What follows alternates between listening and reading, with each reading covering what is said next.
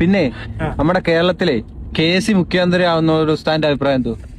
KC മുഖ്യമന്ത്രി ആകുന്നതിനെ പറ്റിയുള്ള അഭിപ്രായം ചോദിച്ചാൽ ഒരു നിലയിൽ യോജിക്കാൻ പറ്റിയ ഒരു കാര്യമല്ല.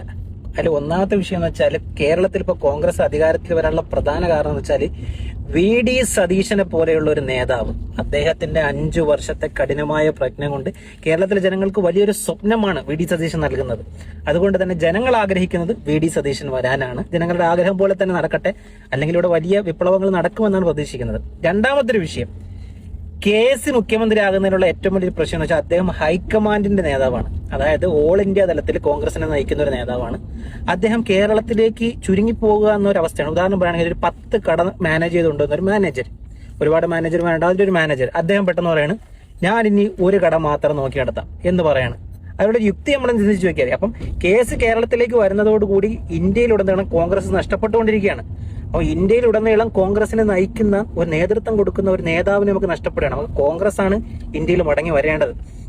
പിന്നെ വേറൊരു കാര്യം, KC ഇനി മുഖ്യമന്ത്രി ആവാൻ വേണ്ടി ഹൈക്കമാൻഡ് പൂർണ്ണമായ ഒരു തീരുമാനം എടുത്തു കഴിഞ്ഞാൽ അദ്ദേഹം എവിടെ നിന്ന് മത്സരിച്ചാലും നിലവിലെ സാഹചര്യത്തിൽ KC എങ്ങും ജയിക്കൂല. കാരണം അത്രയും ജനപിന്തുണയാണ് ഇന്ന് VD സതീശന് ഉള്ളത്.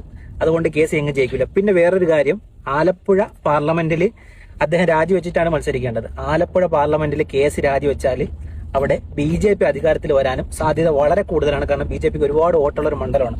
അതുകൊണ്ട് KC വരുന്നതിൽ യാതൊരു യുക്തിയുമില്ല.